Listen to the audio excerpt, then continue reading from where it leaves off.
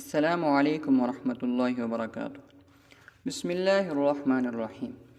ایک موچی کا حج۔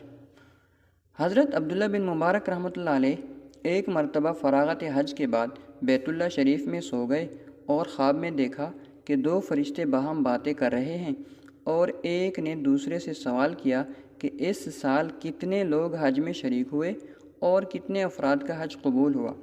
دوسرے نے جواب دیا کہ 6 لاکھ لوگوں نے فریضہ حج ادا کیا، لیکن ایک فرد کا بھی حج قبول نہیں ہوا۔ لیکن دمشق کا ایک موچی جو حج میں تو شریک نہیں ہوا، لیکن خدا نے اس کا حج قبول فرما کے اس کے طفیل سب کا حج قبول کر لیا۔ یہ خواب دیکھ کر بیداری کے بعد موچی سے ملاقات کرنے کے لیے دمشق پہنچے۔ موچی نے اپنا واقعہ کچھ اس طرح بیان کیا کہ بہت عرصے سے میرے قلب میں حج کی تمنا تھی اور میں نے اس نیت سے 300 درہم بھی جمع کر لیے تھے، لیکن ایک دن پڑوسی کے یہاں کھانا پکنے کی خوشبو آئی تو میری بیوی نے کہا کہ اس کے یہاں سے تم بھی مانگ لاؤ تاکہ ہم بھی کھا لیں۔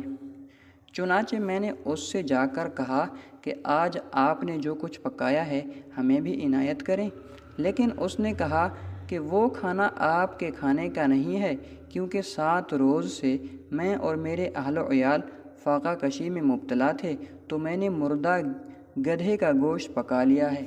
یہ سن کر میں خوف خدا سے لرز گیا اور اپنی تمام جمع شدہ رقم اس کے حوالے کر کے یہ تصور کر لیا کہ ایک مسلمان کی امداد میرے حج کے برابر ہے۔